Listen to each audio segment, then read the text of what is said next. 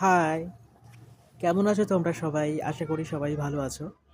So আজকে আর দোকানে আমি নেই, কারণ লোকেশনটা একটু চেঞ্জ করার কথা ভেবে আজকে শহীদ ক্ষুদিরাম মেট্রো স্টেশনের সামনে বসেছিলাম।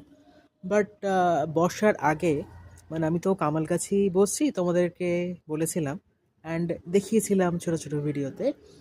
সেখানে হয়েছে কি, খুব একটা কাস্টমার হচ্ছিল না। আর আমার এই কনসেপ্টটা তো নতুন। যারা ইউটিউবে ভিডিও দেখেছেন আগে ব্যাপারটা নিয়ে বা যারা জানেন, তারা ইভেন এমনও হয়েছে যে গাড়ি করে হয়তো গাড়িতে ছিল, চলে গেছে। বাট নেক্সট দিন আমার দোকানে আসার জন্য তারা কিন্তু গাড়ি থামিয়ে আমার দোকানে এসেছেন, বিকজ তারা এই BYOB যে কনসেপ্টটা রয়েছে, ব্রিং ইয়োর ওন ব্যাগ, এই কনসেপ্টটা জানতেন।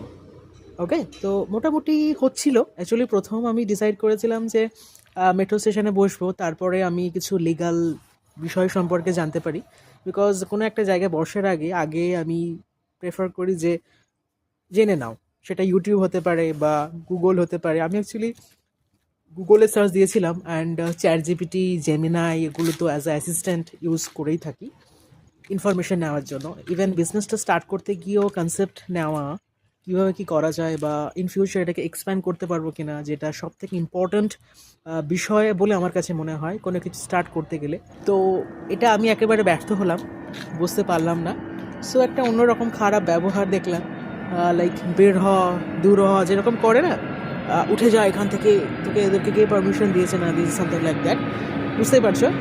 তো মানে অন্য একটা অভিজ্ঞতার শিকার হলাম যে এরকম একটা কিছু হতে পারে। আমি আগে ডেফিনেটলি মাইন্ডসেট রেখেছিলাম যে আমি যখন একটা স্টল দিচ্ছি ফুটপাতে, সো সেক্ষেত্রে অনেক রকমের অবস্ট্রাকল, অনেক রকমের সমস্যা আসবে। I know very well actually, because এটা তো আমার কোনো কার্ট না, বা আমি বিজনেসটাকে কোনো রেজিস্টার্ড করিনি, কিছু করিনি। সো এই সমস্ত সমস্যার সম্মুখীন হব আমি জানি। যাক, নতুন একটা বিষয় সম্পর্কে জানলাম এবং কালকের থেকে আমি আমার যে জায়গা সেখানেই আবার আমি বসছি। অ্যান্ড সব থেকে আমি সারপ্রাইজ যেটা হলাম সেটা যে আমি আজ পর্যন্ত মানে বিজনেস তো আমি 1 তারিখ স্টার্ট করেছি, 1 Jan 2026।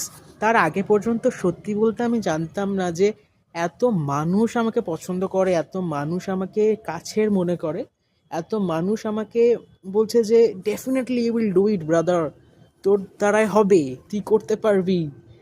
সো আমি এগুলো দিয়ে ভীষণই ইন্সপায়ার হয়েছি, এবং আমি জানতে পেরেছি যে এত মানুষ আমাকে পছন্দ করে, আমি জানতাম না।